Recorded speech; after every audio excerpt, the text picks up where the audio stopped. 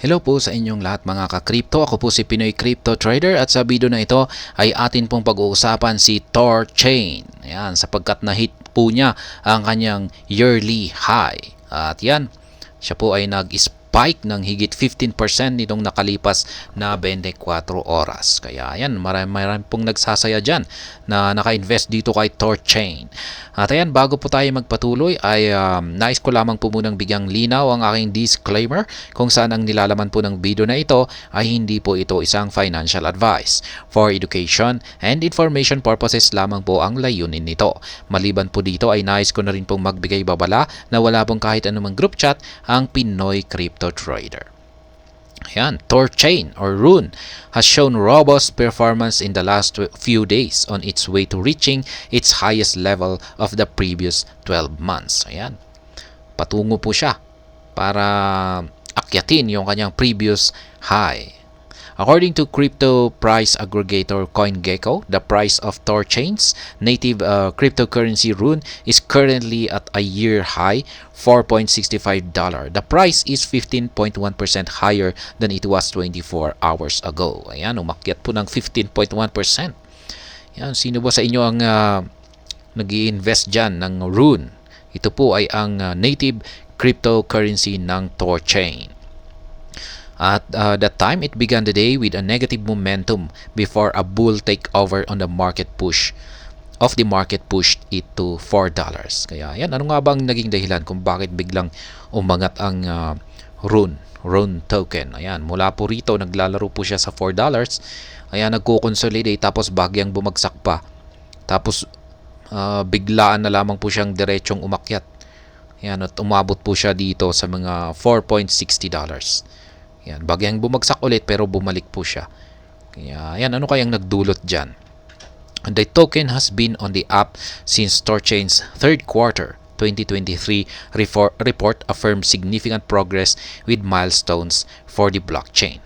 During the period, Thorchain achieved a 114.4% increase in total trading volume, hitting $2.38 billion with liquidity fees collected reaching $3.38 million.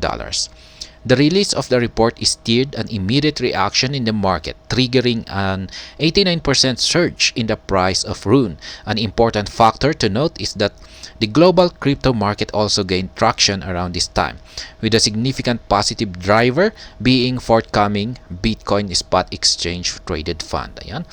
Yan po pala yung nangyari kung bakit nagkaroon ng price surge si Ron. Ayan, Ron. Yan, dahil na rin po yan sa milestone na na-achieve ni Thorchain, ng Thorchain.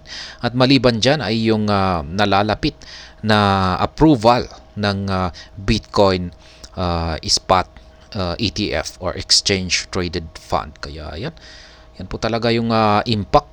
Ganyan po talaga katindi yung impact ng mother of all cryptocurrencies na si Bitcoin. Ayan. Since mid-October, Rune has grown by more than 212%. In the last fortnight, its price registered an 85.4% uptick and 37.2% over 7 days.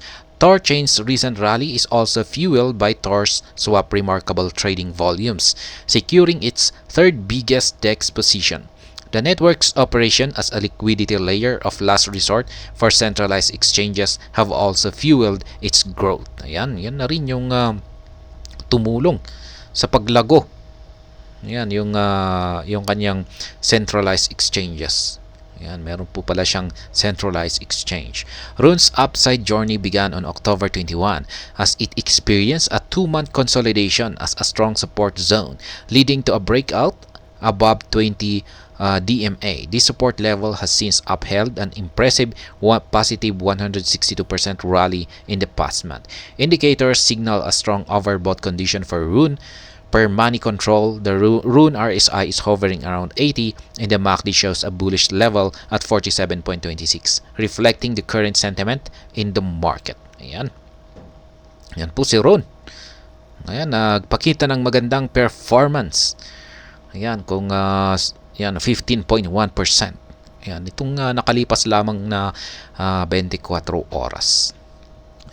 Ayan, mga naka-invest dyan or nag-hold ng Rune ay yan, medyo masaya na rin po sila. At ayun, hanggang dito na lamang po tayo sa video na ito. Sana po ay inyong nagustuhan ang aking paliwanag dito. Kung inyo po itong nagustuhan, pag-click lamang po ang like button nito.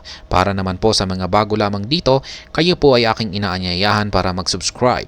Pag-click na rin po ang bell icon nito dahil ito po ang siyang magsisilbing notification nito sa mga bago kong videos na akin pong ina-upload sa aking YouTube channel na ito.